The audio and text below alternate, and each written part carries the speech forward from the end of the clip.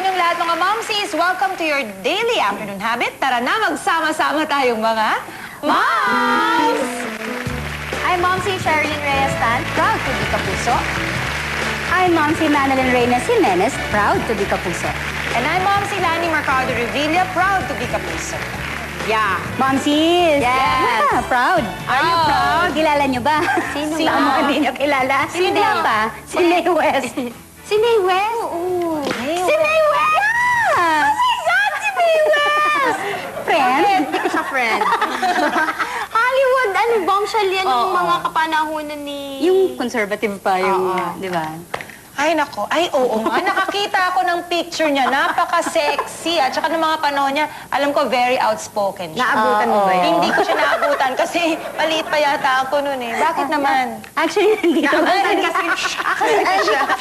Hindi, bagay kasi yung topic natin today. Meron kasi siyang famous quotation eh. Sabi niya, when I'm good, I'm very good. But when I'm bad, I am better. Oh, di ba? Galing, ah. Yeah. Ganda. Pero sabi niya, I'm better. Ganon. Parang bada. Actually, hindi ko naiintindihan yung ibig sabihin. Ano ba ibig sabihin nun? Parang pag bad ka, pwedeng maging good? Ano ba yun? Oo, ganon. Ay, Yeah? naku, parang nakakalito naman yata sa mga kabataang nanunood. Oo, palilito sila, pati ako nalito. Oo, so pwede palagang maging good ang bad.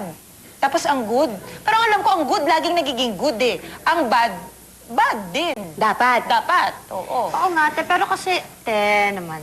Ano na naman yun? Diba, te, may kasabihan na ang masama ay nagiging tama sa mata ng bata pag ginagawa ng matanda. Ay, naku, mga matatandang yan. Alam mo, mabuti pa tanong natin kay May West. Talaga? Sandali, Ah, kaya na. sandali. Andito siya. Hindi.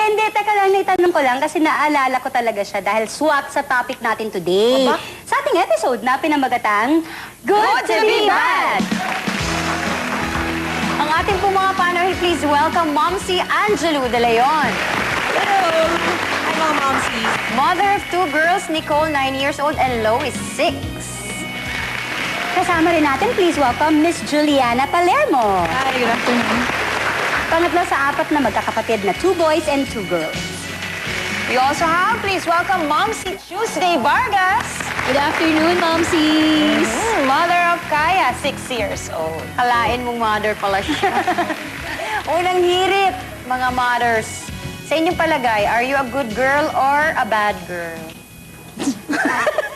Zulu, ano ka ba? Nauna yata ako sa bad, tapos naging good ako. Oh, box! Tapos pwede akong bumalik ng bad. May explanation. Bumalik ka na naman ng good. Hindi, I mean, both. There are instances that you could be really nice, and there are instances that you have to be bad. Parang if, di ba, parang, so both. Ayun. Talagang swing ang hair. Baga Sila lahat ikaw. pinadaanan yan. Sige. Ako naman kasi, this world is so brutal na, di ba? It's basically survival of the fittest nowadays. So para sa akin, mas okay yung you keep your values as a good person, but then at the same time, you have to make sure na sakto lang yung pagiging bad ng, hindi naman image mo, pagiging bad mo sa mga tao. Not mga, ang hirap nga talaga i-explain. No? I mean, you have, Ano ba yun? so that people don't mess with you, you have to exert enough negative, somehow some type of a negative energy and balance that with a good so that people won't just Hindi ka step on you. kinakaya-kaya. Oo, hindi kayong mamadali-daliin lang. A Tuesday. Tuesday. Ako, parang I'm a sheep in wolf's clothing. Mukha lang ako, mukha lang, W, capital H. Elaborate. Ang hirap. Parang ang hirap sabihin na, ay, mukha siyang mabait. Kasi hindi ako mukhang mabait. When you first meet me, mukha akong mataray, ang dami kong tato, nakakatakot ako. Pag sinama mo ako sa kulungan, mawawala ako. Ano ba yan? Ganun level. Pero deep inside, talagang, madasalin, soft-spoken. Wow. Walang car. Virginal. Walang car. Diba? Oo, deep inside, mabait akong person. Ayun. Mga mamsi, sa aming pagbabalik ang pag-uusapan natin ay tungkol sa ano nga ba ang good girl. Diyan lamang kayo, magsama-sama tayong mga moms! Okay, girls, kanina, we asked you kung sa palagay ninyo good girl or bad girl kayo. This time naman, ibibigay namin sa inyo ang mga katangian ng isang good girl. Tapos, bigay nyo naman sa amin kung ano, on a scale of 1 to 10, 10 being the highest, ang rating ninyo sa inyong sarili pagdating sa aspetong ito ng pagiging good girl. Tapos, sulat nyo yung rating ninyo sa whiteboard na binigay namin. Ito, ang una.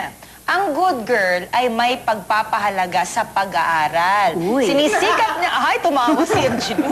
Sinisikap na mag-excel sa school dahil ang edukasyon ay pundasyon ng magandang kinabukasan. Kayo, did you finish college? At good student ba kayo noon o bulakbol din kayo? Ba't 810 yan? Hindi, joke lang. Miss lang. Say your answer. 8 over 0. Hindi kasi nung grade school ako hanggang high school, mabait akong, alam ko Mahusay kang For a estudyante. fact, mahusay akong estudyante. Pero kasi dahil nag-work nga ako after ng high school, hindi na ako nakapag-college. Honest ako. Zero. Zero kapag college. So zero ko sa college kasi hindi ko pa siya na-try. Okay. July, ba't ang pinalitan mo yan? Actually, kanina dapat 5 yung nilagay ko kasi half and half ako dyan sa issue na yan because May issue ba? may issue na. sa question na yan. Kasi hindi naman, I didn't start college yet. I'm only 22. At sa tingin ko naman, why do we go to school to earn money, di ba, later on in life? Yes. But then again, you have You're to put earning na that to kasi. you. Hindi naman sa ganun. Parang, Na. sa ganun. And then parang you have to also know how to put that into, how to apply what you know in life. Because there's a lot of people there na, oo, magaling nga sa school, pero pag ilagay mo sa street, they're not street smart. So it has to go, you have to balance it talaga. Yun.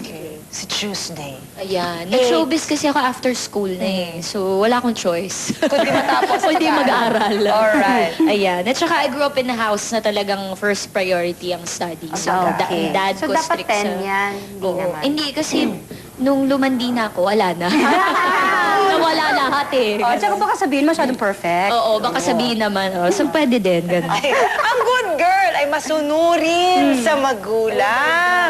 Naniniwalang mother knows best. Oo. Hindi sumasagot ito ng pabalang. Kayo, masunurin ba? Ma, sorry sa mga panahon na sinagot kita ng pabalang. Ayan! I will take this opportunity. Pabalang. Oo, sabi niya, Cheryl, pabalang. Okay. Uy, pare-parehas. Paki-explain. Bakit? Para namang hindi niyo pa alam ang ginawa ko sa buhay ko. Sardinas na sardinas lang. No! 555. Parang sardinas kayo. Hindi, I guess naman everybody knows what I did. Siyempre. Wait, what did you do? What did I did? What did What did I did? Ay nako, hindi. Basta yun.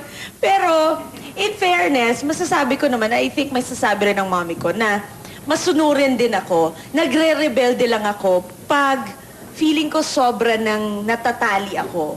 At yung walang eksplanasyon. Kasi ako, ay pinaka-hate ko yung tatanungin mo yung, Mami, bakit ganito? Basta, sabi ko. Ha? Parang, So, dapat ganito. Angelo, tinatali kita dahil ganito. Pabalang. Kasi ito Ano? nga. tapos sasabihin ko lang sa kanya, pabalang, pabalang, pabalang. Labo. Ganon. July ka. Kailangan may explanation ng magulang. I chose 5 kasi parang nare-realize ko ngayon na at the end of the day, everything happened for a reason. Kung bakit ako dinisiplina before na hindi man lang ako makapunta ng mall. Ngayon, hanggang ngayon, kinicarry ko pa rin yung values na paging strict ng mom ko. But at the same time, thankful ako na there were times na hindi ako nakinig sa kanya. Because then, if I always listened to her, then I wouldn't be here now. I wouldn't be here taking care of my brother. Yung mga pagkakamali ko, I'm thankful pa rin. Kumbaga, naging maganda naman yung resulta. Kaya half and half lang. Okay. Tuesday. Ayun, parang nakakatawa kasi nare-realize mo lang na dapat mong sundin yung nanay mo nung naging nanay ka na talaga. Totoo yun. Cliche, di Oo, ba?